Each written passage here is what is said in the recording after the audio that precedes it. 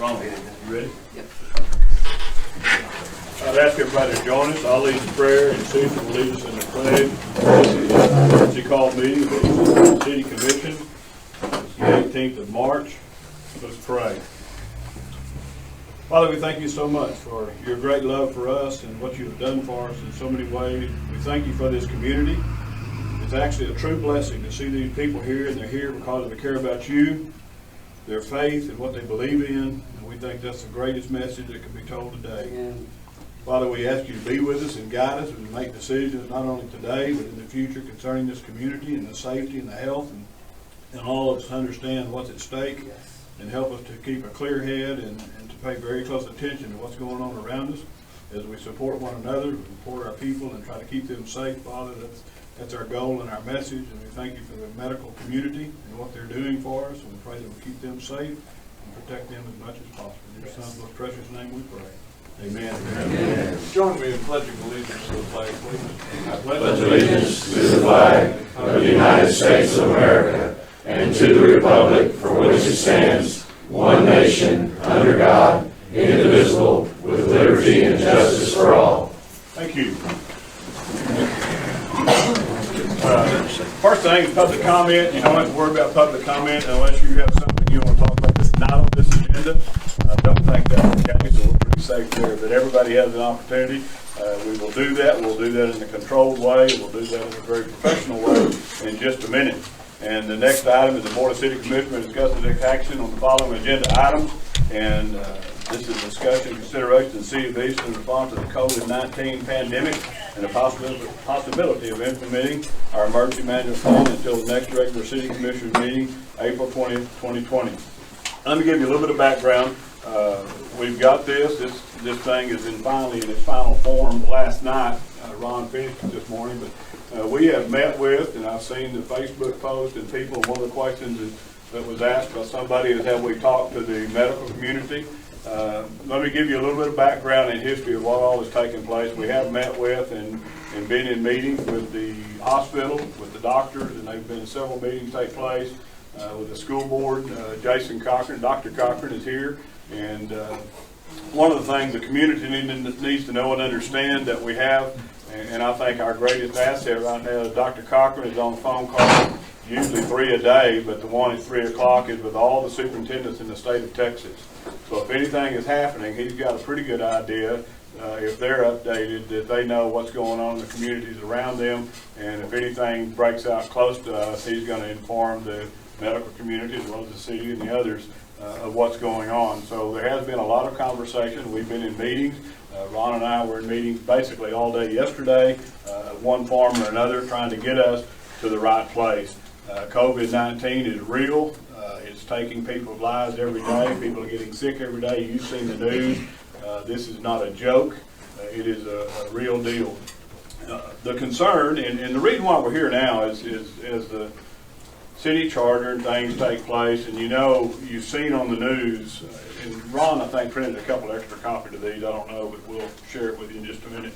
But They're over on the table. One of the things I didn't know, and you've seen on the news, and a lot of the people that are you see when they're talking on the news for community, it's the mayor that's doing the talking. The reason for that is all these declarations and things that have been done is to pass the ability to control what's going on in your community down to the mayor or to the council, but pass it down to the local level. When we sent this to the judge yesterday, he said, well, I don't plan on doing anything for the county. And we said, we're not doing this for you to do something for the county. I think each city needs to pay attention to what's going on in their individual communities, because just like what they do in Dallas or Fort Worth doesn't need to be something we want to do in Eastland, and what we do in Eastland not something Gorman or Desdemona wants to do. So the judge knows that. He's on board with what we're trying to do and accomplish. We went to the school board meeting last night. The goal there was to make sure that what we're doing and what the school's doing are in line with each other. The school's going to be closed to the students. They've got a way to teach the kids, and we won't get into all that. You'll hear about that as parents pretty quick, as they'll do a lot of online teaching for the next couple of weeks. They're going to be closed for the students right now until April 6th, and so that's past. I wasn't going to go past the deadline for us. One of the things that happened is we drew up the first charter. The first thing that we talked about, it said if we're going to do this, the mayor can do this for 7 days, and then the date on here is April 1st, and I told Ron, I said, hold on a minute, I we can't do this like this, because that's more than 7 days. And that's why we call an emergency meeting of the city commission, because I think we're going to go that far. The city commission needs to be involved and do that. And in doing so, posted was the information. I'll read this whole thing so everyone will know. It will be a matter of record. But what you'll see at the back of this is the city recommends, the verbiage in there is to be recommending that people close. And then you've got the ability, as your local churches and stuff have the ability to make that decision right now. If things were to break loose and we have the virus, and it may get a lot tougher than that. I've had people ask me, well, the first century church faced a lot of persecution. I said, yeah, but they met in homes and they met in private. They dodged the Roman government. Have you ever stopped to think about it? And I want to bring this up in our communities, in our world today, how long the first century church would have lasted if they would have tried to take on the Roman government. It wouldn't have lasted very long. And that's why they did what they did. They stayed at homes, they worked in secret, worshiped in secret, and did everything they could do to protect themselves. And that's what we're talking about here, is protecting the community.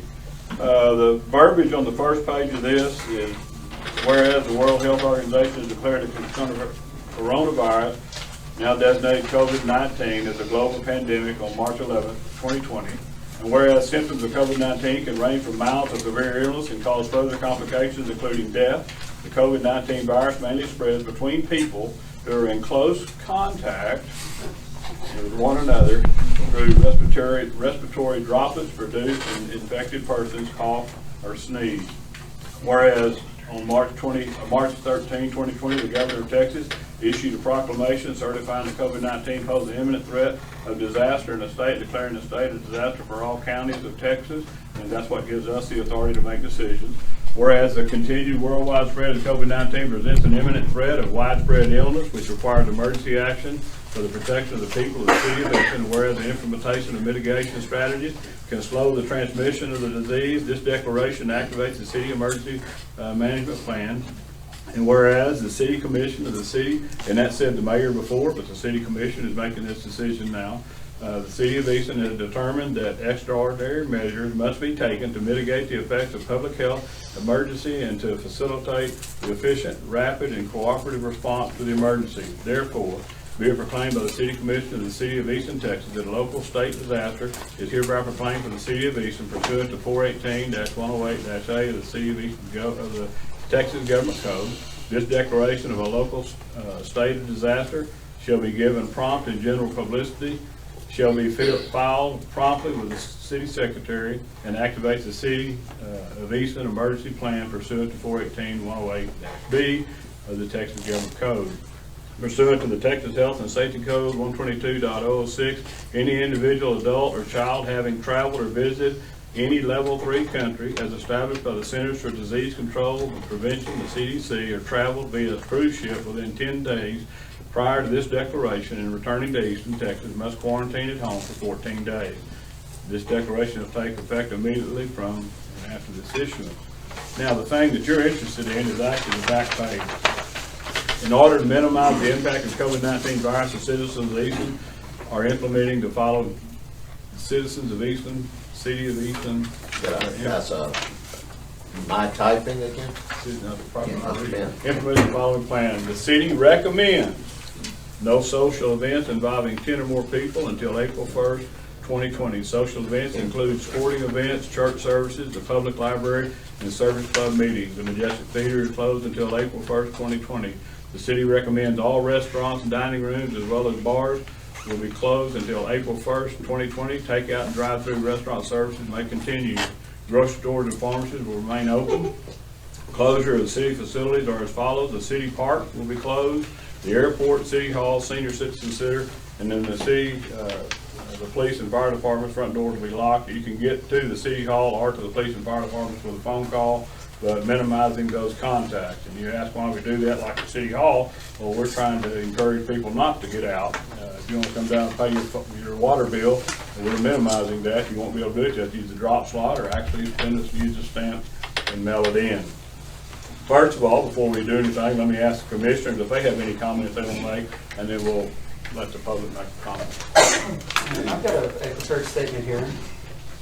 Well, when I talked to Ron yesterday, and I was really concerned about this response implementation plan, and asked him, I said, all right, now the restaurants are closed. Is this a recommendation, or is this a mandate? And he said, it's an order. It's an order. And at that time, that's the way it was. And so this is news here, and I like that it's recommended.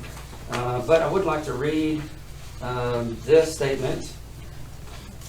It says, with all the advice and recommendation coming from the state and federal levels, and that people are already heeding that advice, this response implementation plan seems in part too much and unnecessarily overreaching. We know that people in our community are already washing hands more, using hand sanitizer more, they're limiting their travel more, they're staying at home more. Even our school system is getting involved in limiting gatherings. The current situation is already having an impact on our community. We should stop and see if these changes are effective and working before we decide, no, much more needs to be done. There are two areas in the response implementation plan that are unnecessarily overreaching. Number one, churches. Number two, restaurants. Number one, churches. Churches should be the last thing to close. In a time of war, in a time of sickness, in a time of distress, this is a time the church needs to be together, worshiping and praying to God. I do not see anywhere in Scripture where sickness overtakes those who come together to worship God. In fact, they were healed and protected from those things affecting others. We don't have to exchange our faith in God to whatever the media or science dictates. As far as the response implementation plan, I cannot recommend or even suggest that churches should not assemble to give praise and honor to the supreme God when I know the power and the hand of protection He provides. I cannot recommend or suggest that churches should not assemble to pray together to God, the God of this universe, whom I know the healing and what His Son, the great physician, provides. In Proverbs 3 and 25-26, it says, have no fear of sudden disaster or of the ruin that overtakes the wicked, for the Lord will be your confidence. Number one, churches need to stay open. Number two, restaurants in Eastland are suffering because people are choosing to stay home. This is the people's right to choose. Do I go out to eat or do I stay home? This is already affecting our community. In fact, some restaurants are deciding to self-close their doors and only offer drive-through service. Good for them. With 0 confirmed cases in Eastland and no curve yet to flatten in Eastland, I see no reason to cause undue burden on our restaurants and force them to close their dining rooms. Let them choose for themselves. The one exemption in the response implementation plan is the grocery stores, which will remain open as usual with no restrictions. Walmart will have 50 plus people in their store this very hour. And then next hour, they'll have 50 plus new people. And then the next hour, they will have again 50 plus new people. If somebody's going to catch the common cold, the flu, the coronavirus, it's going to be in a place like Walmart and not any restaurant or church in town. The restaurants are suffering and employees are worried about their jobs. If there are no cases of the coronavirus in town, then there is no reason to shut restaurants down and leave Walmart unrestricted. It's too much. Number two, restaurants need to stay open. Final thoughts. Here are the new recommendations pulled from the whitehouse.gov website, posted 2 days ago, and it was actually on my table when I arrived, which I thought was one of these? Very good. Yes, that's it. I just want to read. This is posted 2 days ago. Number one, listen and follow the direction of your state and local authorities. Number two, if you feel sick, stay home. Don't go to work. Contact your medical provider. Number two, if your children are sick, keep them at home. Contact your medical provider. Number three, if someone in your household has tested positive for coronavirus, keep the entire household at home. Number four, if you're an older American, stay home and away from other people. Number five, if you are a person with serious underlying health conditions such as a significant heart or lung problem, stay home. and away from other people. I agree totally with especially number 4. If you're an older American, stay home and away from other people. As stated before, the current situation is already having an impact on our community. And we should stop and see if these changes are effective and are working before we decide more government is needed. I have a problem with any form of government taking away my right to choose.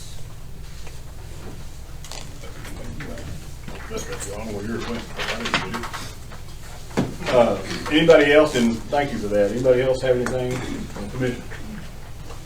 Anybody in the audience want to make a comment at this time? We'll do that in an orderly fashion, and you probably heard what Zach just said, and these are recommendations. And one of the frustrating things, as you said, those are your state and local authorities, well, we are the local authority, but one of the frustrating things about this, and talking about church, and I have the same problem you do, is I'm not going to mention the name. We've got an individual at our church that called me and our preacher. He couldn't get me, he called the preacher, I called him back, and his concern was, well, you know, I've got lung problems, I've got heart problems, and I don't need to be at church. We said, stay home, stay home. He was there last Wednesday night, he was there both services Sunday. While that says for people to stay home, they won't do it. I think some of them will. Well, I don't want to do it. But one of the frustrating things in the church world, in the religious world, in our faith, is these older people grew up in a world when you didn't miss church. They grew up in a world if the church doors were open, they came to church. And that's the frustrating part, and something we've all got to be aware of and try to work around. You see, now this is a recommendation and not an edict. You know that if things break loose, the problem with what you're reading and what you said is let's wait until we have a virus to worry about it. What if that virus starts off with 16 people in Eastland that went to church and got it, and now what do you do? My concern, as we've talked to the medical community, our hospital could be overrun in a heartbeat. If you're not aware of it, in our little hospital in Eastland, Texas, they average about 25 people in the ER a day. That's shocking. People don't realize that, how much 700 to 800 people a month through that hospital ER in a month. That's really important, and why that's important is because if we had an outbreak, and just like if somebody came to the hospital and had the virus and they were tested, the odds are you'd end up with probably 3 nurses that have to be quarantined to see what happened to them. Well, if you take 3 nurses out of our hospital, you just crippled your hospital. And that's the concern. Our community and all of us here, we're sitting here in a very closed environment, and nobody's coughing and hacking, and that's great. But our concern is while our community and our people, individuals, and they do have choices, if we blow up that hospital and we cause a problem in our medical community, it's going to be painful for all of us. And for those people that actually need emergency services, that's going to be really critical. And that's our concern. Wait until we see something happen, it's too late. Everybody, if nothing else, doing what we've done right now is raise the awareness to a new height in Eastland, Texas. I appreciate all of you coming here, and as I said in my prayer, this is an expression of your faith, and I think that's outstanding. And I think it's really great for Eastland to know that people care that much about their faith. I believe we are a Christian community, and we're very proud of that. But we've got to be smart, and we can't wait until after we say, well, we're not going to do anything until we finally get a case, because when we finally get a case, it could be disastrous. It could be a real problem. It's a concern that Eastland or that Cisco or Ranger or the people on the interstate, we don't know, and you talk about the 50 new people coming in Walmart. It's scary how many people are coming from the Metroplex coming out here to shop at our Walmart because they can't get stuff in Fort Worth. And that's happening. We know that happening. If you've heard of the case of the guy, as I understand, hopefully reliable sources, the guy that was tested in Breckenridge was a hitchhiker in Breckenridge with all the symptoms. Don't know that he's positive or not, have not heard back on that report. The frustrating thing again is you've been tested. It takes 48 hours, 2 days to get those test results back. There was a rumor that we had 2 with it in Eastland and they've been quarantined. That's not true. There were 2 people tested on Monday, and I understand one yesterday had been tested in Eastland. We don't know what the case. Today we'll find out if they were positive or not. Let's hope they're not. Because the scary thing is, if they are, where did they get it? where have they been? That's a track record I want to know. I don't know if you've seen the Worldometer, and I know some of the numbers sometimes make us nervous. And if you watch the Worldometer, and that's supposed to be a pretty good website. Dr. Luke is the first one that brought it up, and you look at those numbers on the Worldometer, and watch this thing is still a straight up spike. It's pretty scary. And of course, we all want to see that spike in the United States level off and flatten out and start going down. But until it does that, we've got to be on high alert, and that's where we are today. I'm assuming no one has a comment? I knew you couldn't stand it. I do appreciate you guys, and I love every one of you. I agree with that. And coronavirus is not the only issue at hand. The issues at hand in our county, in our community, and at our church, we minister to all over the county. We consider ourselves a county ministry. But the issues, the pandemic that I would describe in America, one more of the pandemics is divorce. 50% of the people, they say, are divorced. Is that not a pandemic? People are struggling with many issues in their lives when they lose their jobs. Then they go home, and all you see on the news is fear of the virus. People need a place in our ministry. They'll come to our church. They won't call me maybe for counseling, but they come and we minister words of faith and hope and encouragement and peace and joy and love. And afterward, they'll tell me, you spoke to my heart. And if they had not been there, and I've even had one time, a man said he was going to commit suicide that day, but he heard the message of hope. And the coronavirus is not the only pandemic that we're facing. And we're facing serious things that are destroying families. And if we tell them 2 weeks out, and then it becomes 2 more, which it probably would, and then 2 more and 2 more, which it probably would if we go that way, we have a lot of people that need our message of hope, our message of faith, our message of grace, our message of encouragement, our message of answered prayer. I believe God is who He said He is, and I believe He will do what He said He will do. I believe that He's the one who created prayer, He commanded prayer, and I believe He answers prayer, and I believe that we need to, with what you're doing, I'm not negating what you're doing, but I believe the most important thing we can do as a community is every one of us bow on our knees, pray together, where 2 or 3 are gathered in my name. He said, I will hear your prayer and I will do it. And I believe the greatest emphasis we need to be broadcasting in this community is that we all pray the prayer of faith over our community and beyond, over our county and beyond. My prayer is that the county is saved in its entirety, and we are praying prayers that it's protected in its entirety, and our hope is in God. I appreciate what you're doing, but we cannot negate the value of our ministry. And I appreciate that, and all of you that go to his church don't have to be there Sunday because you just got your sermon. One of the things we need to remember is while we're doing the large assembly thing, we're cautioning people in large gatherings. You know, meeting in homes and meeting things, and the thing you just said, I know our church is on the radio. I don't know who all, I think nearly every church in this community is on the radio. Those sermons will still get out and still get done, regardless if we have to go to the point that we don't meet in large assemblies at all. People can still meet in homes, and you know, that's kind of the way they did it in the first century church. And those prayers and those people can still get to that point of faith, and those are important. And I don't disagree with you at all, Jerry, but those are all we've got to protect in our community. And one of the things that I want to say that everybody needs to hear if you haven't heard this yet, because every person that dies, I'd love to know how old they were and what's the underlying condition. And we hear a lot about older people, and I'm in that age group. I know that's shocking, but I am. But older people get this, and it causes a problem. We know of one that was shared with us the other day from Dr. Luke. I believe he said was 21 years old, had an underlying case of leukemia.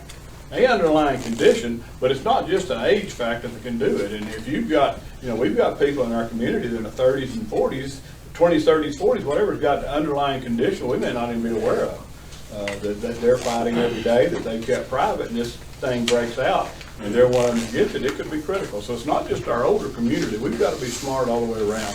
Hopefully with all this and the breakout that we've had, we'll get better and not pass around the flu bug and cold as much as we have. Maybe the handshake is gone by the wayside. We need to go back to the holy kiss. But the handshake, the fist bump, the elbow bump, the whatever, may be the new thing to stop us from passing germs and go to that point. But we appreciate your comments. Anybody else have anything? Mayor, I'd like to point out that the thing that was given to us this morning is part of the 15 days to slow the spread, which is guidelines put out by the President of the United States. We got page 1 of it. There is a second page to this this document that recommends the same things, the exact same things that is being recommended by the document before us right now for consideration, with the exception of the churches. And my feeling is that any reference to limiting churches or assemblies at churches be excluded from any document that we pass, because everything that the President has said to do to slow this thing, we have in our emergency management plan. So I would, I just feel like we should not include the churches in the. Well, it's a recommendation, first of all, so the churches are able to do what they want to do. I think what you get, and don't let the fact that the churches there are listed is to be it's any assembly of 10 or more.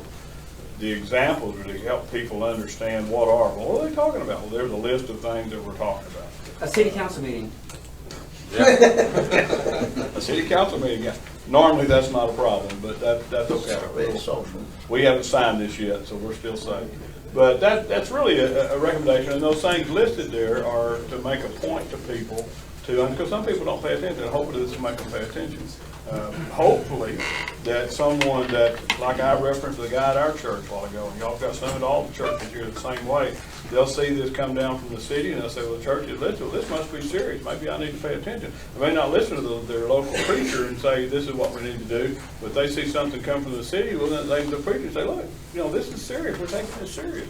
And that's kind of the point to having those listed like that, is to hopefully, and which is our goal, is to help the community understand what we're talking about. And what is a large assembly? What are you talking about? Churches are very real. Now, if you're not worried about that, knock your life out. But if you are, then you need to stay home. And we've all got, I guarantee you'll have people in your church Sunday morning that are going to be there that don't need to be there because you know their health conditions. And I guarantee you, if we have our church Sunday morning, that guy and his wife will be there. And they don't need to be. But I don't want to be rude and say, you can't come in, we're not going to let you here. If you want to come, it's your own risk. But, how bad do we feel for those people go? We can't. It's risky to come to church. I have a different premise. It was the founding of our nation. Well, let me go back to Rome. They were under oppression and tyranny, but in Jerusalem, they met in the temple on Sunday, but at the Sabbath Saturday. And they did meet in the temples. And there were problems there. They also met in homes, but homes wasn't the only place. They were excited about meeting, it appears to me. And our nation was founded because the church rose up against the government, against the tyranny, and the reason the church has lasted and Christianity has flourished is because the church rose up against the government. And greater is he who is in us. That means he is greater than anything and anybody. And I just believe that, I agree with Cecil, I agree with Zach. We're treading on dangerous ground here. If we're not careful, we're treading on dangerous ground. I don't think at all that we're interfering with someone's faith or their ability to worship. If we shut down and we said if it broke out in Eastland, we had to make some serious decisions, people can still worship, they still have their faith. You're talking about, well, gee whiz, if it only counts the church if I'm in a building of 200 or more people or 100 or more people. That's not what church is. Where two or three are gathered together in my name, you're taking care of business. So let's keep all that perspective. We're not trying to isolate and do anything. And I'm a man of faith, and I'm not doing this because I take my faith lightly. I think we've got a responsibility to protect the community, and again, the underlying responsibility to protect our medical community, because that's a real problem. Ron Allman. I have a question. This being a recommendation is, and being new in the community, I want to do what the community needs. But I've got over 20 people that, close to 30, that needs to be taken care of too. So this being a recommendation, now one of our facilities will have a drive-through, and we can do drive-through, and I have a convenience store which is not affected. Is that correct? That's correct. At this time, that's right. At this Not time. dictated anything on the store. Okay, so, but the restaurant, if we're sanitizing once an hour, we're cut our capacity in half, we're gonna caution tape tables.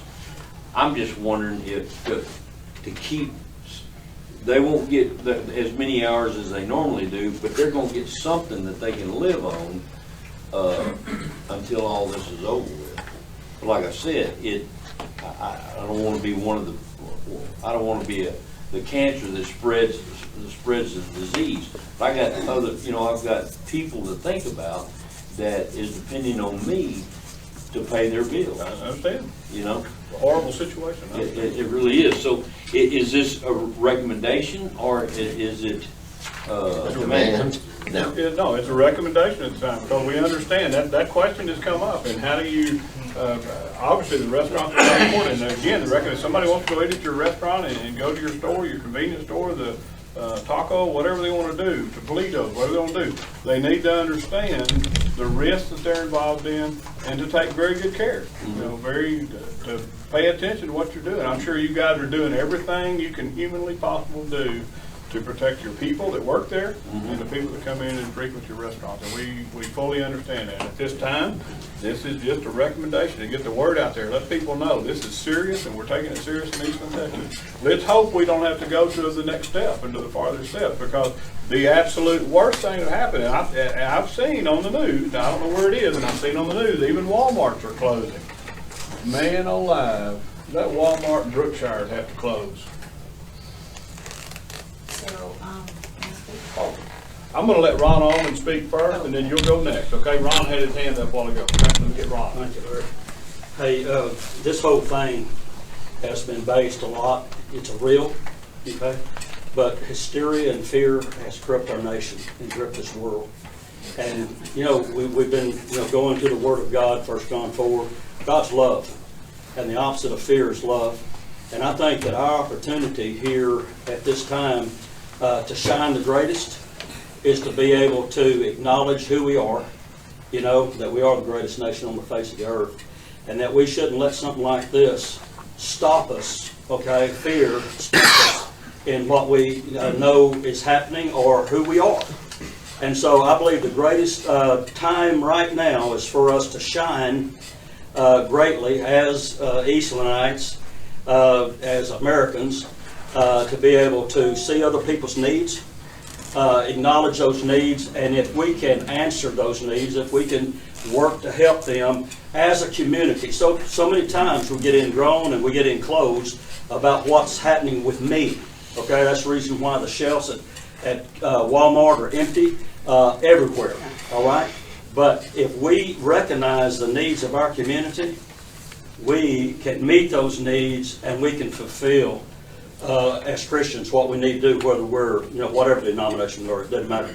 But we step into the place of being Christ's body, unified to be able to stop this thing in the name of Jesus.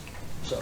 Well, I'm going to tell you, that's what we're attempting to do, is slow this thing down. Yep. And we're trying to make people aware. I just counted when you were talking, the people in the room, Robin, your neck, and the people in the room, and we've got 50 people here that know what's going on, that's paying attention. I'm more concerned of the large population of older people we've got in this community that don't understand the full gravity of what this thing can do. And let's hope and pray, Jerry, that people are praying about that we are doing everything we can do to keep this out of our community. That's our goal, is not to have it come here. And as Zach stated a while ago, to find out that it's here, then we'll do something, you just made it a step too late. And are we doing too much? Are we doing enough? We don't know. Our biggest goal today is to make people aware. And this is a good start right here. Robin? My name is Robin Hayes, and I just wanted to say that it does not make sense to, like, we're still going to be going to Walmart. There's no suggestion or recommendation about not going to Walmart or Berkshire's or convenience stores. You know, it just seems silly, like, to make the recommendations, like, and we cannot control everybody. There's people, when they try to restrict our guns, that there's still people that are going to have guns and use them wrongly. And we just can't make rules and laws more and more and more. And these recommendations, I see them as the same way, because there's just always going to be people. There's always going to be older people or new babies or whatever that are doing things that they shouldn't do. We just cannot put those restrictions on everybody, or the ideas in their heads that, you know, it's not constitutional, and it's not godly, in my opinion. And we just need to, the people that are using wisdom need to continue to stay clean and stay away from anybody if you have any hurts or fevers or whatever. And we cannot control that people are still even going to come in off the interstate from other towns and infect our area if they, you know, they may not care about all of us. So it's each of our choices to do these things, but to not put restrictions on all places or recommendations on all places is idiotic, in my opinion. Well, when you talk about people and their judgment and what decisions they're going to make and the things that they're going to do, I fully understand that. Let me ask you a question. Of the 50-some-odd people that are in here, when all of this started, 2 weeks ago, let's say, 3 weeks ago, however long it's actually been, what was the first thing that went through your mind that you needed to go buy a roll of toilet paper? Still haven't bought none. Well, I understand you happen to have enough, thank goodness. But how on earth did toilet paper become the biggest issue out of this whole thing? I understand hand sanitizer, that makes sense, everybody. Media pushed it. Now, Robin just talked about people having good judgment. Media pushed it. You know, there's the judgment goes out the window sometime, and people get absolutely crazy. But the media pushes the fear. Don't get me started on the media. I mean, that's the big problem in No, all of this. the media is indeed, without a problem, the problem in this United States of America, no doubt.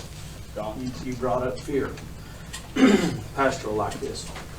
In the Old Testament and the New Testament combined, God the Father and Jesus said combined, fear not, 365 times. Yeah. There's one for every day. So, fear not. Fear is what made people buy that toilet paper. Fear is what made people clean out the meat shelves, clean out the milk shelves. Fear. Fear not. I agree. And nothing in our lives has changed since this happened. Just avoid the disease. Be smart. And be smart. Be smart. We were at the HEB in Weatherford because we didn't have meat here. We took the grandkids home. Kathy went with the HEB in Weatherford. I thought it was very interesting. Every place on their shelves, they said you can only have 2 of. There was nothing on those shelves. Nothing on the shelf. Right next to it, the full shelf of whatever was there. But the sign that was up that said you can only have 2, people bought it out of fear. They're going to run it. It must be important. I don't use this product, never used it, never ate it, whatever. But they bought it. And every one of them, I looked at every aisle of it. I understand. We need an awareness. Got hands up. Good grief, we woke everybody up. Fire away. My name is Kevin Burrow. I'm the pastor at First Baptist, for those who don't know me. I'm fairly new in Eastland County, but Mayor Vernon and the city commissioners, I appreciate y'all doing what you're doing and making it a recommendation. I just want to speak for myself and our church, and much of what you said, Mayor Vernon, I think rings true in the sense that sometimes people won't stay away, and there are large gatherings, and the decisions we've made, our church isn't canceling. We're changing the venue. We're evolving in how we do ministry in this town. It's not based out of fear for us. It's based out of love for our neighbor and for our people and for our community, and being able to find ways to be able to continue to do ministry. I think one of the hard things so often in this is outside of Mr. McNabb, and I don't know if there's any doctors in here, we're having to stand on the shoulders of other people who are doing this research and who know these things. And yes, the media can blow things out of proportion, but there are great scientists and researchers and medical professionals who are singing the same tune. And just as you pointed out in the first statement, that it's local, state, and federal officials who are commenting on these things and kind of telling us about what's going on. And it'll take a few weeks before we actually are able to tell if what we're doing is actually working. I was listening to Dr. Fauci, who many of y'all may know, who's kind of the point person for this. He's been involved with infectious disease since the 80s, in every administration, Democrat and Republican. And he is someone who I listen to, and I think has a voice of reason in this. And so I think there are many things that we don't know, and things that will be impacted. And I think as a community we can come together to support one another. I know I'm going to, every day I can, I'm going to go out to eat lunch, and I'll take it out, and I'm going to support our local businesses, and I'm going to do the things that I can do, but also to maintain the requirements and social distancing, if that's the case, maybe outside of this moment, that we can do that. Because I truly believe, as Romans 13, we talked a lot about Scripture, and that maybe is another situation of how we use that, but listening to government officials isn't just to our own pet beliefs and pet ideologies of how we want to listen to our government officials. And so I think that means also listening to local and state and federal officials when it comes to submitting to our government, and not just on the issues that we want to or ignore the ones we want to. And so I just want to say I appreciate y'all, and I think it being recommendations is a great thing, but at some point there may have to be stronger stances taken. My mother-in-law, who lives in the Northwest, was sick last week. She had a fever for 3 days, had a cough for 3 days, had heart palpitations, a regular heartbeat. She went to the doctor, and there were 90 people waiting in front of her to get in. She couldn't even get tested by the time she got there, and she looked like death rolled over. They sent her home, but they didn't tell her to self-quarantine. And at that moment, I realized, wow, this is probably going to get a lot worse, because we're getting maybe better, and I think the government's doing a better job at this point. But at that point, it really hit home that, wow, this is maybe a little bit more serious than what we think. And it isn't just us getting it. I'm not necessarily concerned about getting, but it's about giving it to my 85-year-old lady in my church, because there are people passing through all the time. And so what steps can I take, and what steps can we take? And so I just want to say our church isn't canceled. We're continuing to do ministry. We're going to come alongside other entities within our community to continue to serve. I don't know what that entails. This is all uncharted territory for many of us. And so I just want to say I appreciate what y'all are doing, and I think it's the right step, and perhaps in the future it may need it more. And I think we can continue to support our local businesses in the best way that we possibly can, because I know for many of them that's where they have the hardest, the burden, and those who are maybe lose hours. And so I think that we can pull together and find ways to care for our community, and hope that our federal government and state governments continue to also make ways to help people in this town. Hey Kevin, I want to ask you a question. Do you think it's good for, you personally and for do you think it's good for the city commissioner here to recommend that church service assemblies be canceled for 2 weeks?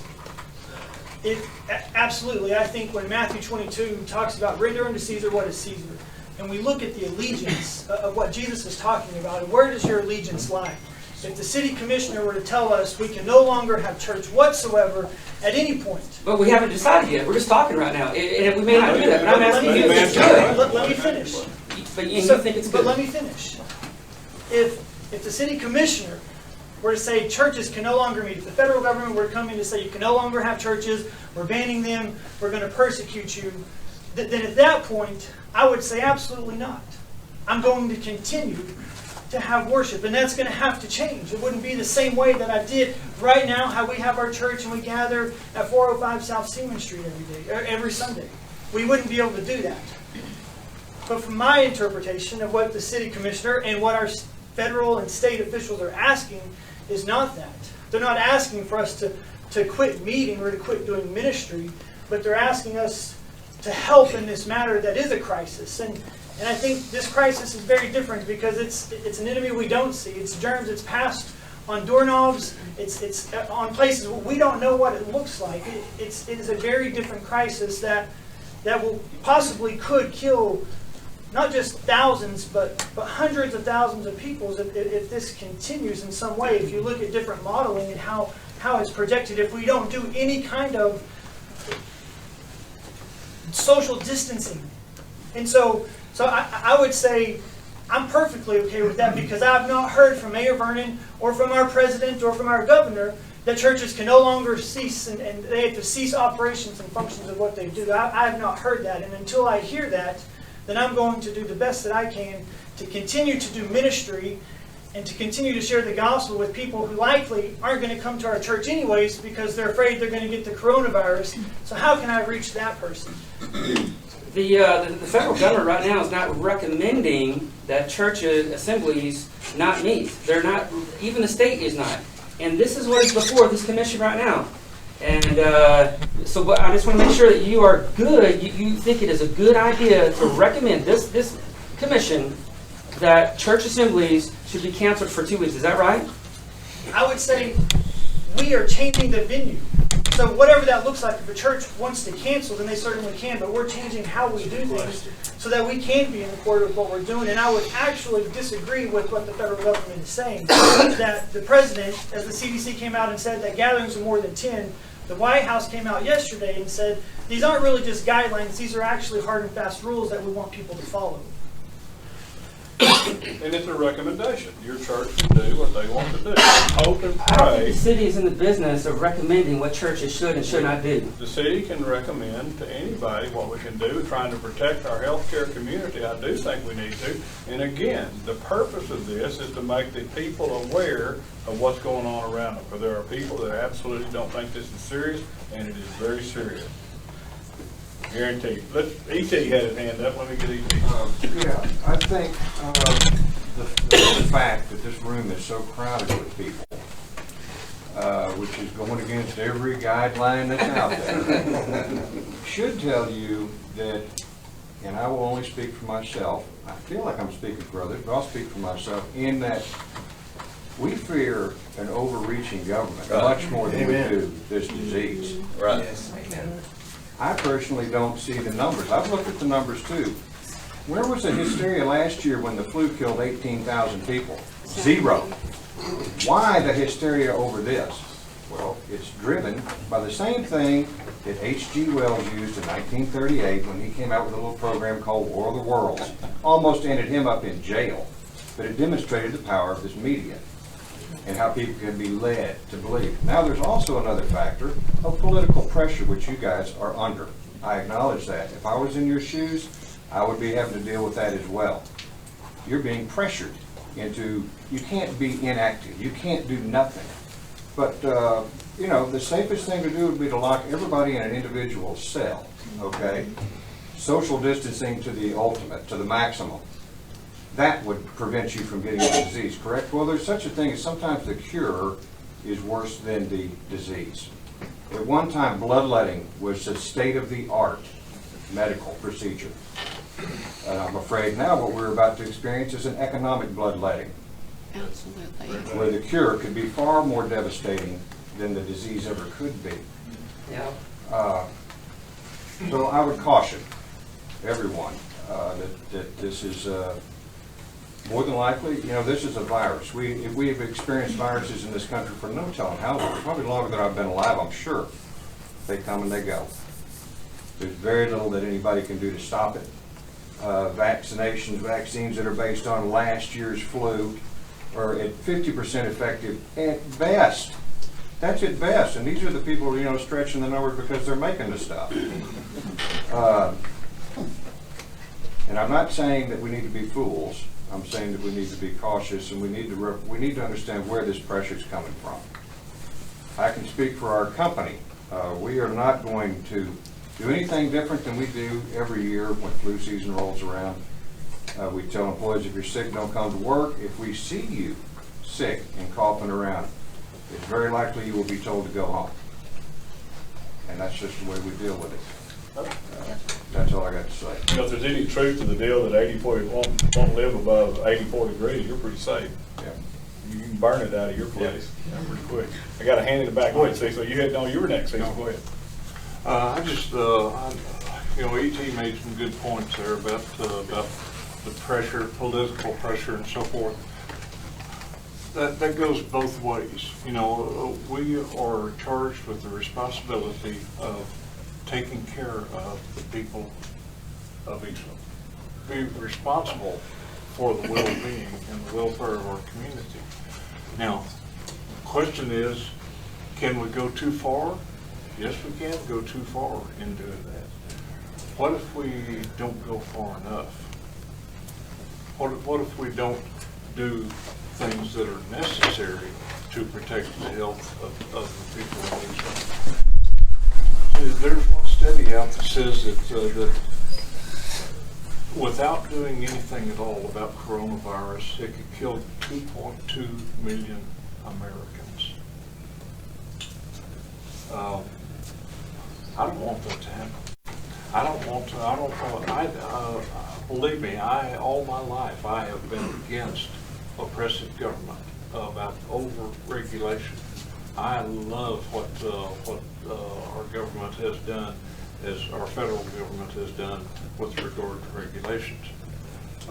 I don't want to overstep our bounds, but at the same time, I don't want to sit here like a bump on a log and do nothing in the face of danger that may be facing us. Sure, we have we don't know if there are any cases here in the Eastland, but we don't know if there's not. So just making the suggestion to people that hey, if you do these things, let me preface this with saying that everybody in this room is here because of your knowledge of what's going on. There are thousands of people out there who don't have the knowledge that you have about what's going on. So what we're doing is, if we do it, is to recommend to those people, look, wash your hands, stay at home if you know, all of these things we're suggesting. I am dead set against us saying, telling the church in any way, shape, or form what they should do. Churches can do what they want to do, as far as I'm concerned.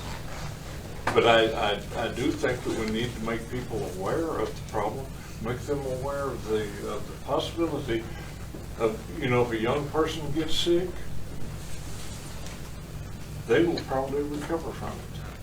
But they're going to come into contact with their grandparents, they're going to come into contact with their parents, and there's going to be negative consequences. So I guess the question is, do we sit here and do nothing? Or do we address the problem and at least recommend? Okay, one quick point on that. And had the wording been leaked yesterday like it is today, this room would be empty right now. Exactly. The reason why we're here is because the wording was different yesterday. All right? Now, I don't know if you guys released that, if it got leaked, I don't know, but it was out there and everybody read it, and that's why we're here. If you had the word recommended in there, I wouldn't have been here this morning. I'd be at my helicopter lesson, which I'm currently missing over in Fort Worth. It's going to cost me $700 because I rented a helicopter for today. But I felt that this was so important that I needed to be here. And we didn't intend for it to get leaked. We were not through. We had a set pattern. Ron and it I. sure looked like it was through.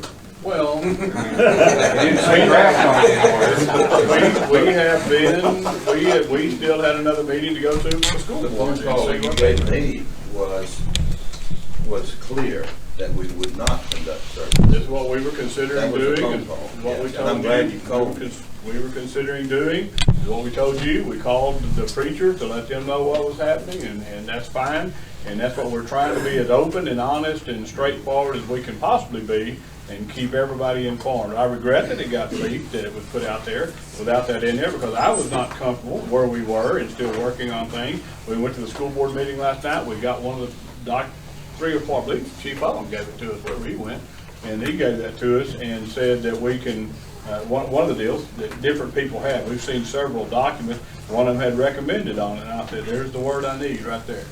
That's the word we need right there. Would Okay? it be possible to take in your parentheses where you describe organizations to take churches out of that? We could do that. Oh, yeah. I'm opposed to that because I think we need that wording in there too, because you can do what you want to do. But I think our elderly people need to see that we are serious about this, and they don't need to be there. You know, the coronavirus will probably enter our city, our county, from someone on the interstate. It's probably not Probably, going you to may be be right. local. It's not gonna come from church, it's gonna come from Walmart or Brooks. It's going to come from some other. Okay, who's going to be in your church service Sunday morning? I have no idea. Probably not even. People, primarily people that want to. Okay, but let me give you another real life example. As we look at the list of states, New York is the highest infected state. The second highest infected state is Washington. The opening prayer at our church Sunday morning was led by a young man from Washington State. Little Eastland, Texas, John Keith Balfetta was here for Sam Barker, his cousin's wedding, and he led our opening prayer. But y'all allowed that, that was. We had no idea. We had no idea. Would you not allow that? So now you're going to censor somebody at your level. You're going to do something at your level that you won't allow me to do at my The scripture level. that was said, rendered to Caesar what is Caesar's, was only half spoken. It's the same scripture that says, render to God what is God. We're not keeping anybody from working. We're not keeping anybody You're from working. suggesting Your hand is that, sleeping. that we should recommend it to the churches, though. You're recommending that as a city We are commission. recommending that. That's what's on the table, and that's what I don't want. That's what we should not allow. I think we need to recommend to this entire community, pay attention to what's going on, and that's our Sure, goal and our absolutely. mission. I'm Carla Ramsey, and there are many people in this room that can state the church facts much better than I could ever, so I'm going to move past that for a minute. I would like to encourage each of you at that table to look around this room and see each business person that is here because of our concern for what's going to happen. I see restaurant owners, I see convenience store owners, I see economic development, bankers. If we go to 10, the bank across the street closes. I hope y'all realize that. They'll go to, if we go to 10 people in a building. Social gathering. Okay, That's not a social gathering, that's a business. that's, okay, That's a Walmart. So you're gonna go on into the bank and expose everybody in the bank. So Potentially. you're gonna have to change your thinking a little bit. well, Let me finish. Also, I would like to take exception with the fact of we keep repeating how our elderly are not aware. Who's not aware? I'm looking around. Our elderly population has been drilled on this. Also, they have lived through more than the rest of us will put together. And I think that the fact that we're all sitting here talking about them like they do not know what's going on. They listen to the TV, they listen to their family, they listen to you. They know what's going on, and they're survivors.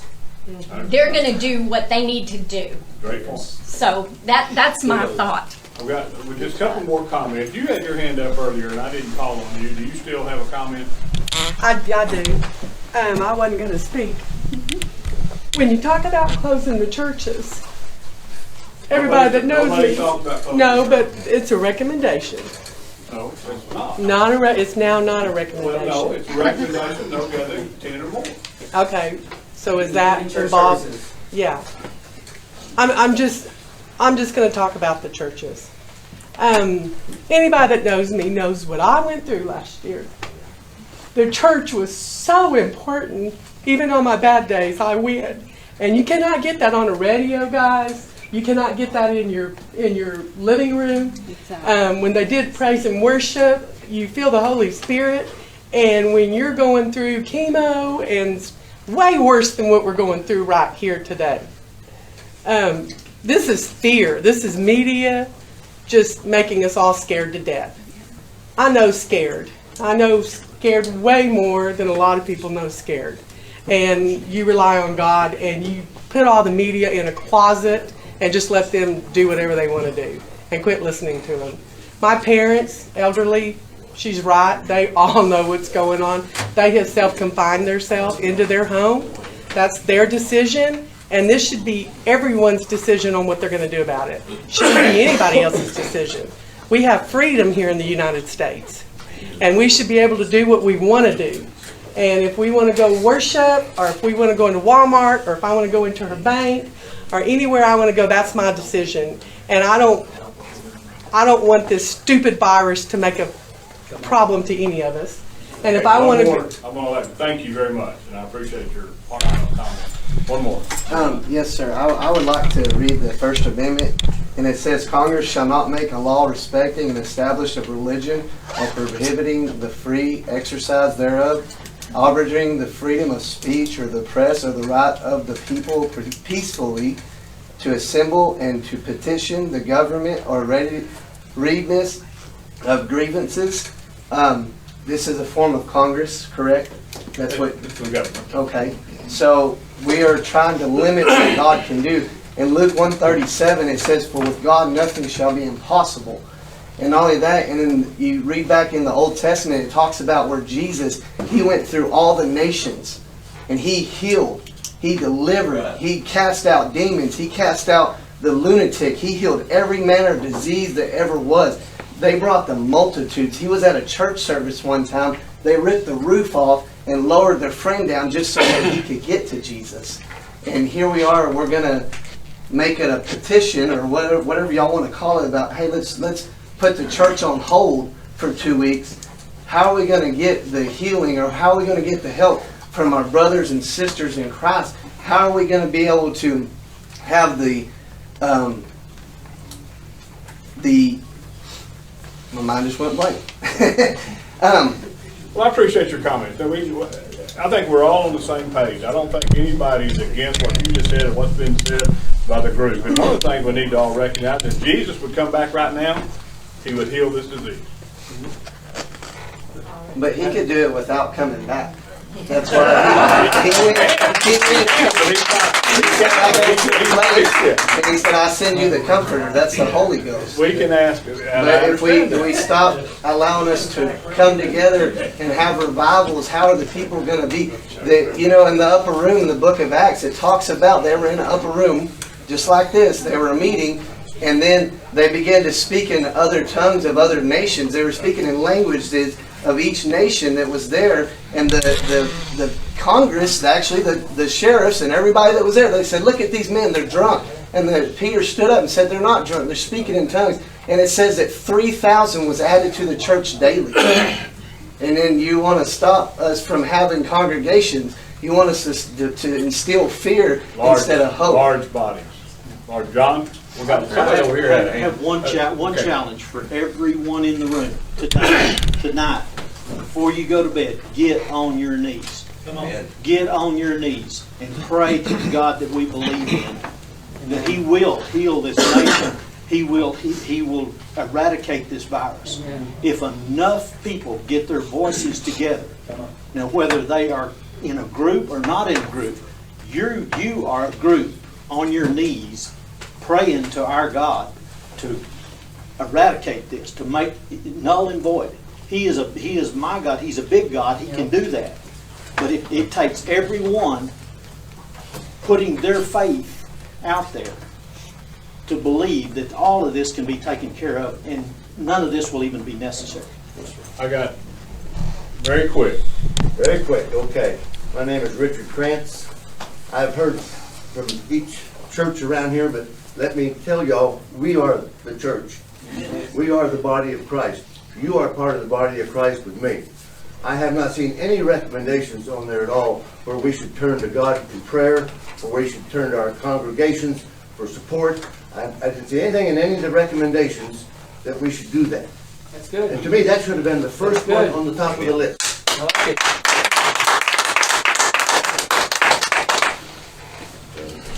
Yes.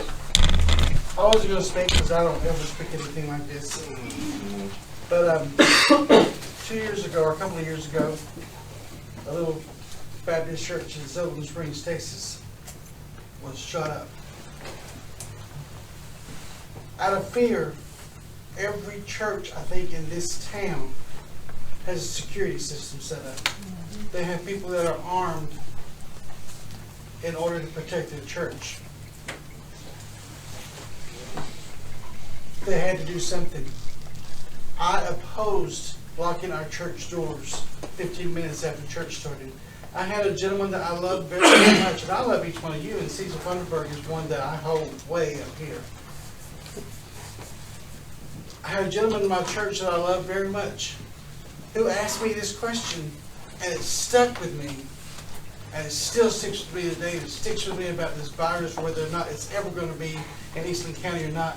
And I'm going to answer Zach's question before he asked me. Yes, I think the city should recommend for the churches to not come together to meet in a building. Our church is open. I don't like it. And the reason is because this man asked me, are you gonna stick your head in the sand until one of our children or one of us is shot because a shooter comes in to shoot us? That same question applies to me today. Am I going to stick my head in the sand because we don't have a case that we know of in Eastland County, and we're going to wait till it happens, and my child or my wife is going to die because of a virus that I could have prevented? Okay. I don't know what I would do with my church. I appreciate your comments. We could probably carry this on for another couple of hours. I think we've done an hour, been long enough to allow this to go. I think it's time for the commission to make a decision what they want to do. So I'll now call for entertain a motion for what we want to do. I'll make a motion that we update this response implementation plan and remove number 1, where it talks about church services, and number 3, where it recommends that restaurants be closed. It doesn't say they'll be closed, does it recommend? It recommends. We just removed that whole line right there. The city does not recommend dining rooms be closed. Okay. So we just remove it altogether, number 3. And number 1, just strike church services out. And I also like the idea, Richard Krantz, we should add to this that the city recommends that we should pray, that we should pray to our God and Father, that the coronavirus will be removed from our city and from our county and beyond.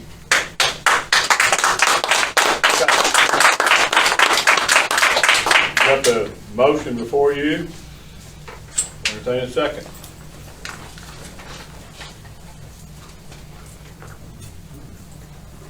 Motion dies for lack of a second. We'll do another motion.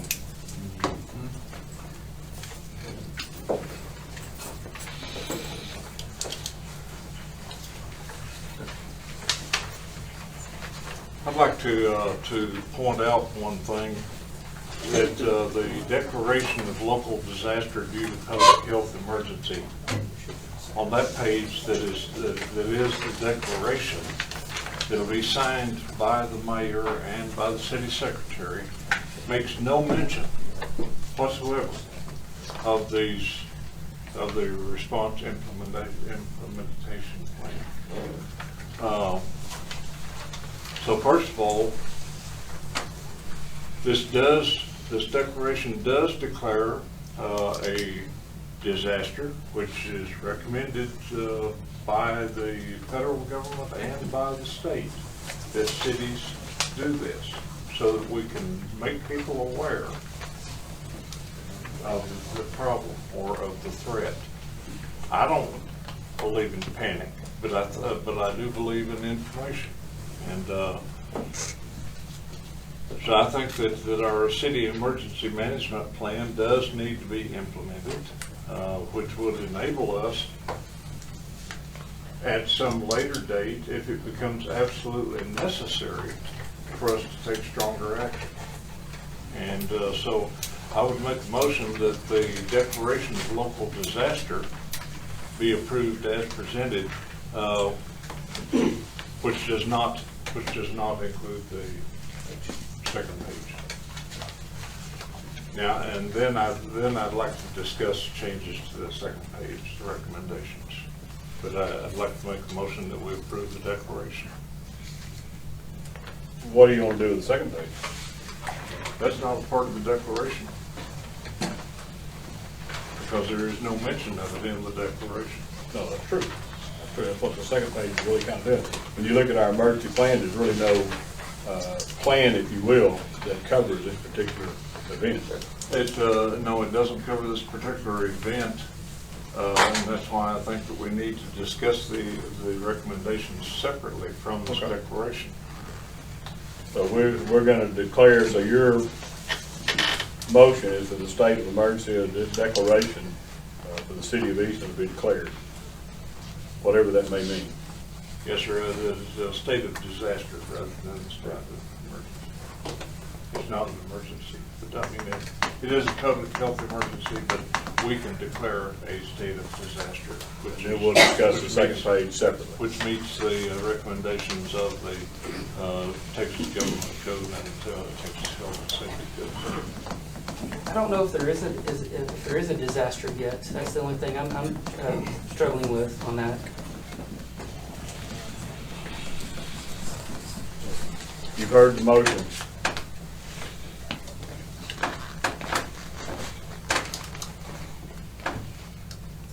No second?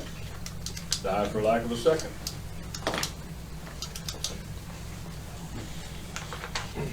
If this commission takes no action whatsoever, then we are abdicating our responsibility to the citizens of this city. We, at some point, if we do get positive cases and someone in the city dies because of the coronavirus, somebody's going to say, well, why didn't y'all do something about it? That's what we're trying to do, is to do something about it. And this is simply, it activates our emergency management plan, which does not put restrictions on the churches. It doesn't put restrictions on the restaurants. Why don't you talk about the things on the second page, and maybe you'll get some traction on the first page. But you can include both of them. There's no reason to separate it, because technically, the emergency plan is what you've got in your hand on the second page. That's what we're saying. That is not the City of Eastland Emergency Management Plan. I understand, but that's the action. There's about that too. I know, but that's very convoluted, very hard to get through. Yes. But what actions are we asking to be taken is what this is doing, and that's what. That's the action, whereas we take care of item 5. Both cities. The blue box is blue. I am wondering if we should be recommending mandatory screenings for gatherings of COVID-10. Mandatory what? Mandatory screenings, meaning they're screened for symptoms of COVID. They're also screened if they've been to a location that has had a high rate of COVID. So if there is a desire to still meet in groups greater than 10, are they providing the proper amount of precautions? One of the problems with COVID, though, is that they can go highly undetected, especially in healthy individuals. I could have it right now and not know it. I could have it right now and not know it, but maybe someone I'm sitting next to within 6 feet is at a higher risk of death, up upwards of 15% in certain populations. I do wonder if a compromise might be that at this time, to have an additional precautions for groups that do want to meet over 10, that they're doing some type of questionnaire as people enter a facility that is. I don't disagree that something needs to be done. To me, that's the next step. If we actually have something break out and we get down that road, then I think that would be something you do down the road. Today, I don't know that we need to do that. I think everybody is on high alert. I think everybody is very cautious about what's going on. And to me, that's not a bad plan down the road. If we have an outbreak, if things start falling apart in Eastern Texas, those things could all be on the table to do that. Similar as the nursing homes, the hospital, they're already doing that currently. Those are large facilities with a lot of close contact people. And it's mostly a questionnaire where the facility is designating what visitation is going to be. Are y'all aware the hospital is shut down? The hospital's no visitors, are y'all aware of that? And we're basically done unless you've got something dying. I just have a question. Is the 10 a concrete number to stop it at, or can it be 50 or 100, or does it have to be 10? It doesn't have to be. I don't know where you start. I mean, how many, and again, how do you police that, control that? I think the number from the expert tells you that that's you keep it in that small amount, that small circle. That was a recommended number, or that was. It is recommended from the CDC. I mean, I know I've heard Dallas had. It came down from the CDC. Those numbers are recommended from the expert. I think you could probably control together if 10 or smaller. You know who you're with, you know who the people are, type of thing like he's talking about now. Be able to control that. I think Dallas has all these. I didn't know what the number. That's just the number that's been recommended that you see on all the documents, and that's what you've even heard the president use that number. I just didn't know where that number came from. I didn't know if it was a concrete set number or what. What Ben has just said, I'm not opposed to doing that. If we have to go to that, it would be down the road, and probably after Eastland's already in some pretty serious trouble. And again, let's remember, these are recommendations, and our goal here is to protect the medical community. Because if we're not careful, we could be in real trouble. I mean, you look around. I'm extremely proud of our hospital and the job that they do, and it's the only one in this area. We're lucky to have them here, and that's my biggest concern. And in meeting with them, that's what brought us to do this now. I'm not overly concerned from the standpoint if I want to go eat at a restaurant today that I'm going to get COVID-19. I'm not overly concerned about that. I'm not going to do that. I'm not going to put myself or someone else at risk. Because like I said, I don't know that I've got the disease or not. I have no reason to believe I do. But we don't know where we've been, what we've done. If I found out today I had it and they said, where did you contact? I have absolutely no idea. And people don't know. This is a crazy virus and a crazy disease. And it's all erring on the side of caution. As Cecil said, we need to do something. And all, in my opinion, we're doing today is making people aware and raising the awareness of what's going on. And it's possible to be right here in Eastland. Could the proclamation just not say that? That we're raising What's the difference in a recommendation and a proclamation saying, be aware of what's going on? That's what you're doing by the recommendation. I would agree with that. Okay, I mean, there's really no difference. I'm going to let Cam, I missed you earlier. You had your hand up earlier, so I'm going to allow you to speak. I missed you earlier, and you had your hand up. Well, I agree with a lot of y'all's intent, and I absolutely applaud y'all for being proactive instead of reactive to a situation that is growing every single hour. You know, a month ago, at home, Lori and I were talking about this, thinking, man, we're so glad we live in Eastland, Texas. This thing's over in China. It'll never get here. We live in the middle of nowhere. And here we are a month later, and it's in all 50 states. And we can't do nothing. And that's the predicament we're in now, is do we do something, or do we do nothing and let it just overwhelm our entire healthcare industry and our economy? And so we do have to do something. And do we as a leadership, or y'all as a leadership, do you overstep the bounds to the point of over-conservatism, or do you do, as Cecil said, do nothing? And I think you cannot do nothing, because I think that is going against everything that a leadership responsibility that y'all have has. You've got to do something. And whether or not you do more than the federal government asks is the question I think that's really on the table. Because the federal government has laid out these specific guidelines, which is basically the reiteration of what the CDC guidelines are. And I think at this point in time, those should be the recommendations of the city to implement those guidelines, and then let the federal government lead by example, and we as a local government follow the lead of the federal government. And at the point, from my understanding, what the federal guidelines are, it limits public gatherings of 10 or more, and there also are recommendations, but it does not take the onus or put the onus on the local churches. Let the local churches make their own determination as to whether or not they should or should not open their doors to the public, whether they go up to online services, which our church service presently does. Last week and the week before have had online services. But I think that's a local discretion and a local decision for each church organization that's represented in Eastland, Texas, to make on their own. At some point in time, yes, I do think there may be some decisions that need to be more hard and fast than that.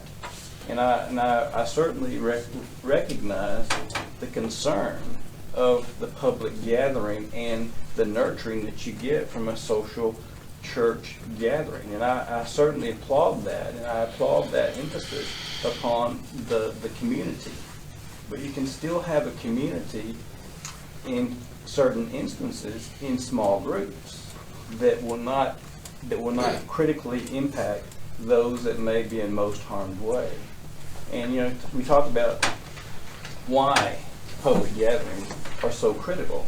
Well, when you come together as a group, you're in a community with that person, and it's a close-knit group, generally speaking. And when we talk about Walmarts and Brookshires and other businesses, they are not a close-knit group. How many times do you come up to somebody in Walmart and do you hug them and shake their hands and say, "How you doing?" and get right in their face? We don't do that. It's a different type of community at Walmart than it is at a church service. But does that mean that we should exclude church services from being held congregationally? Well, I think that's maybe a decision for another day. But I do think that y'all as an organization need to make some sort of resolution. I think it should have been the county's decision and not the city's decision, but the county has chosen not to act.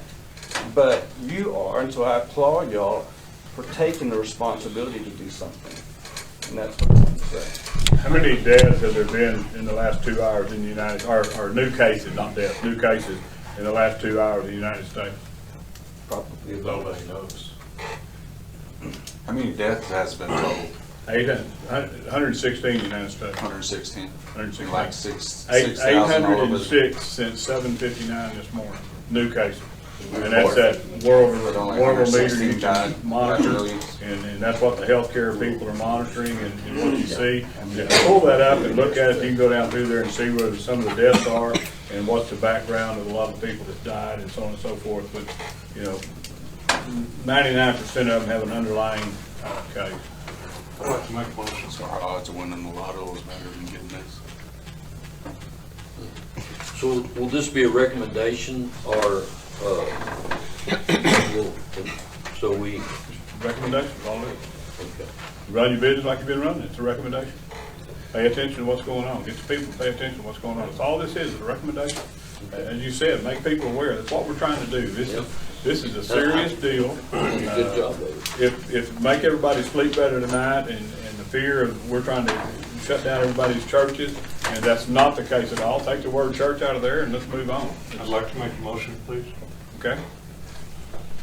In light of the president getting on the advice from the Centers for Disease Control, he set out the guidelines for the 15 days to slow the spread, and his recommendations are, and these are recommendations or guidelines, is that people work or engage in schooling from home where possible, or whenever possible, to avoid social gatherings. These are suggestions to people, not to restaurants, not to churches, and so forth.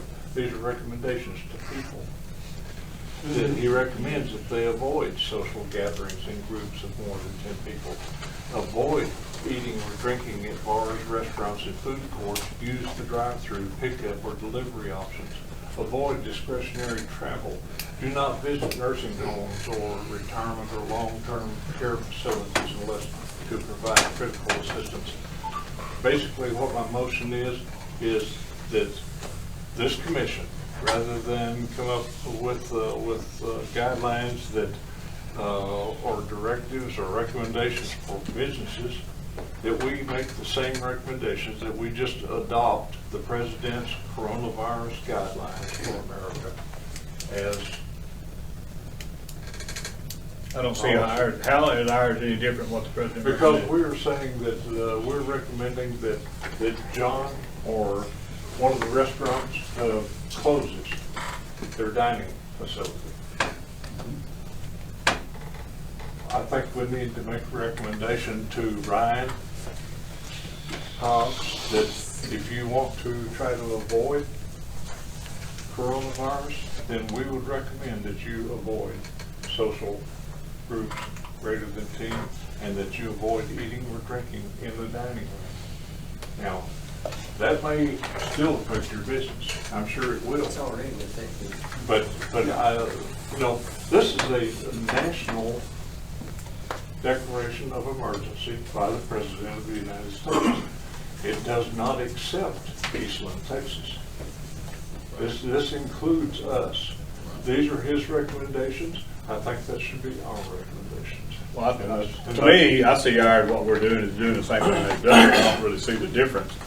We may be more specific, and part of that is to make people aware of what these things really are, and the people that aren't listening and paying attention is get more specific to our local community to what we're talking about. I think it says the exact same thing the President says. I really do. I don't see that. I don't know that. And it's funny that you said he directed these things to the people. What do you think we're directing this to? The restaurants. Businesses and churches. No, it's to the people. To the people. That's the same thing he's doing. We're recommending that the businesses or that the restaurants close their dining rooms. We're recommending to the churches that they suspend services until, or not have large gatherings until April 1st. That's right. I think just as the President's guidelines. Recommendations.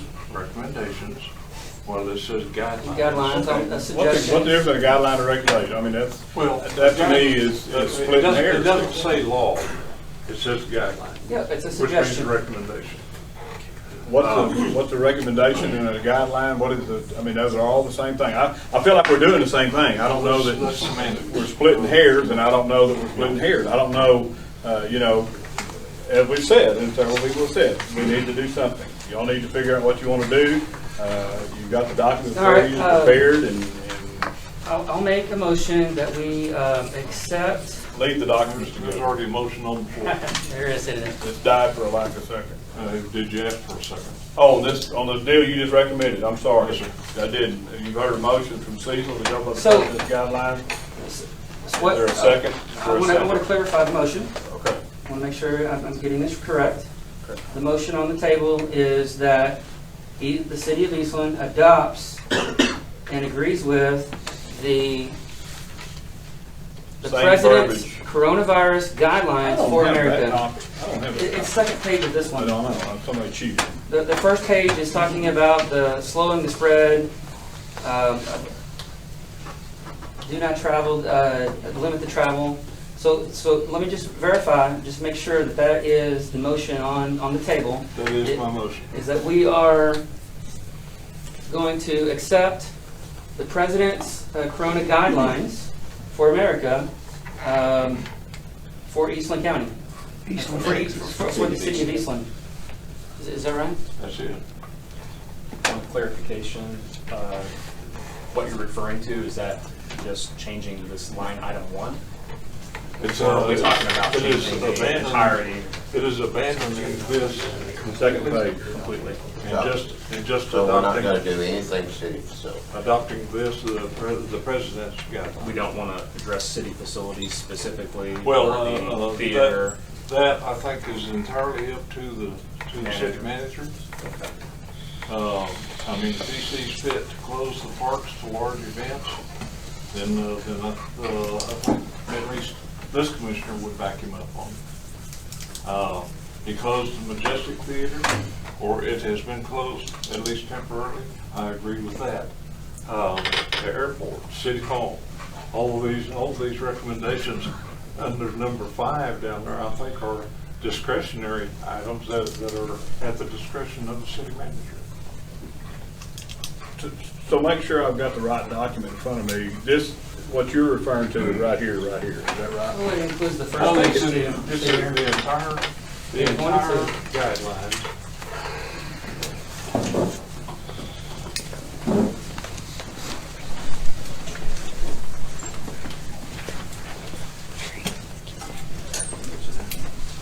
Their guidelines, their suggestions. If you work in a critical infrastructure industry, as defined, Homeland Security. Well, it's funny y'all want to adopt it. The first thing it says is listen to your follow directions, your state and local authority. Right.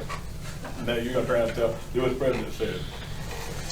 I'm saying that I don't disagree with what the president has said.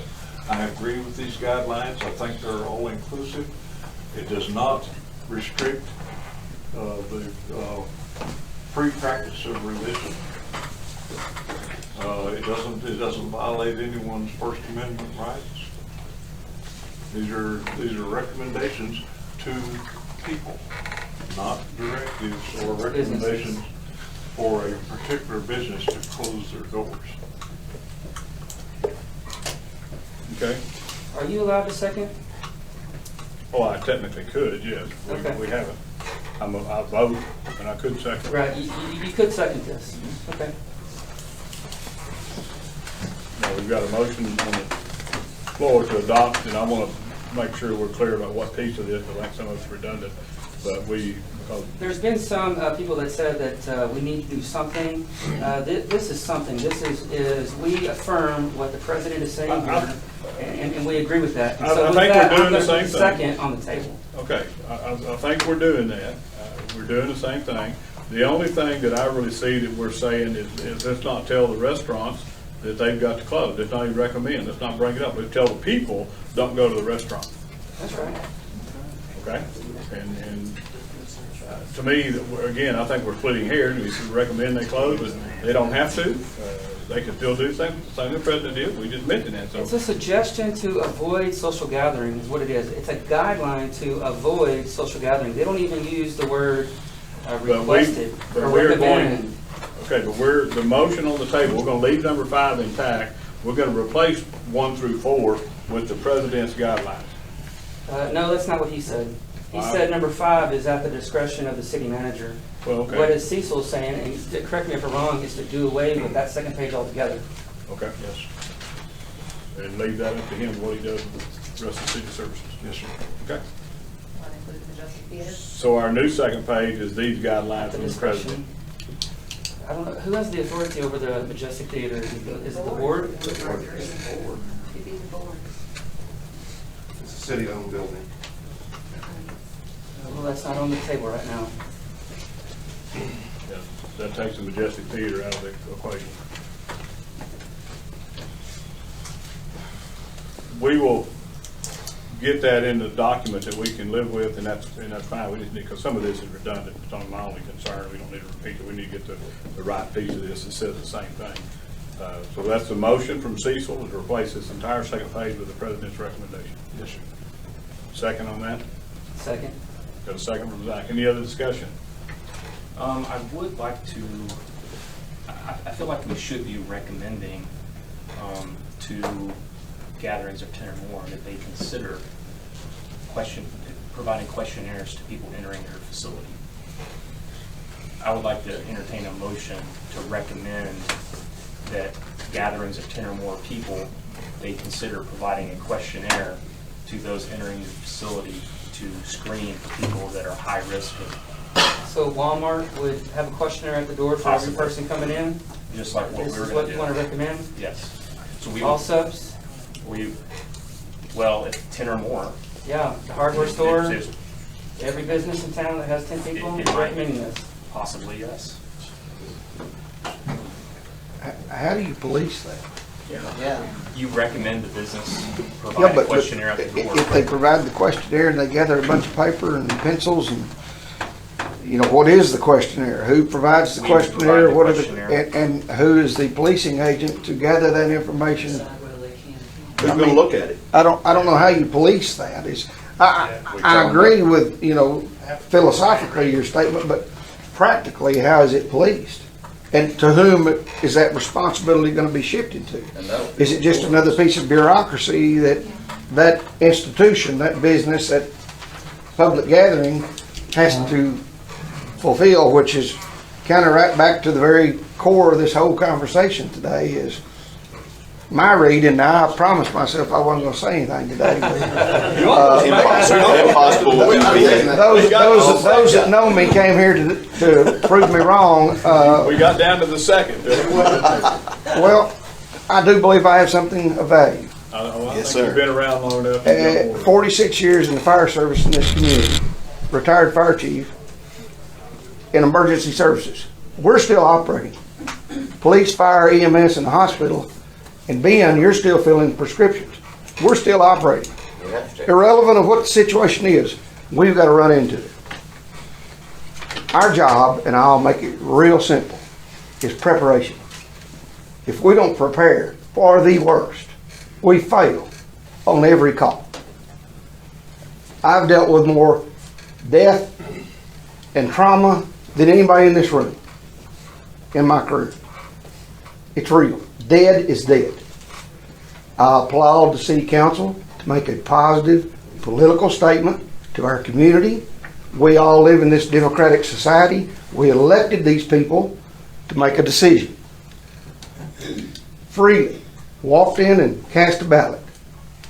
If we can't depend on our leaders with our public input to make rational decisions, we're undermining the whole premise of this country. We must make a statement. We must do something that is proactive and prepare for the very worst and hope that worst never happens. But to do nothing is incorrect.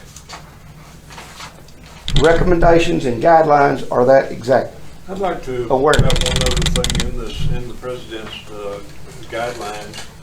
It says if you work in a critical infrastructure industry, such as healthcare services and pharmaceutical and food supply, which would include groceries, you have a special responsibility to maintain your normal work schedule. You and your employers should follow CDC guidelines to protect your health at work. I'd like to call for, I would not accept an amendment to my motion. You would not accept an amendment? That's correct. What you said, okay, that's fine. Does that need to be second? No, he's got the motion and second, we can vote on it. He just wanted to add to that, we've got a motion and second to vote on what we've got. And that could be a separate motion, you know. And but, again, I don't disagree, as Philip talked about the experience he's got, we know who's sitting here at the table, a guy, a doctor sitting in the pharmaceutical business, knows what's out there and what they're gonna have to deal with, and I appreciate that. Again, how do you police that, how do you control that? Can the city do a part to recommend a letter to these businesses and get the word out there to these businesses, start paying attention to the churches? I think are probably all represented here. Be paying attention to that. I don't know what I've heard about the test and the screening and the questionnaires that people have. We know that and what's out there, so that could be a different thing, Ben, that we do and go down that path in the city just to get the word out there that, you know, take care of your business, and that's what we're trying to do here. And as the president's guidelines say, if you've got all these things, stay home. We've got a motion, a second. I'll call for the vote. All in favor say aye. Aye. Opposed, same sign. Motion carries. Entertain a motion to adjourn. I'd like to make one other motion. With regard to the declaration. I think that we do need to implement the City of Eastland Emergency Management Plan. just to have it activated, which will allow us to set up emergency operation centers for the police, fire, medical, whoever, just in case things get worse. Then I would like to go ahead and adopt the declaration as it's presented. Well, I said we can do that so we're all clear. I said that we're not separating the 2 pages after you talked about that one before, so we get some traction. So it's my assumption in your motion we did that, but let's do that now to be clear, so that discussion was there. But in my opinion, when we voted a while ago, you just did that. But let's be clear. So now we're voting on the actual first page of this document, which is the Declaration of Local Disaster due to health emergency and implementing the Eastland Emergency Action Plan. Cecil is making a motion now to make sure we're doing that as the first page, with the second page is separate, and we'll entertain a motion and a second for that. So Cecil, Okay, I just want to be clear. So how is that different from your previous motion? My previous motion was to adopt the guidelines Yeah, set up by CDC. and the motion before that, you talked about. The motion before that was, well, the discussion before that was that this second page is not mentioned in the declaration. Right, and so you made a motion to adopt the first page. And that's what you're doing now. So I'm asking, that's what he's doing now. So what is the difference from the motion that you had before and this one? This one right here. Just the first page. That's it.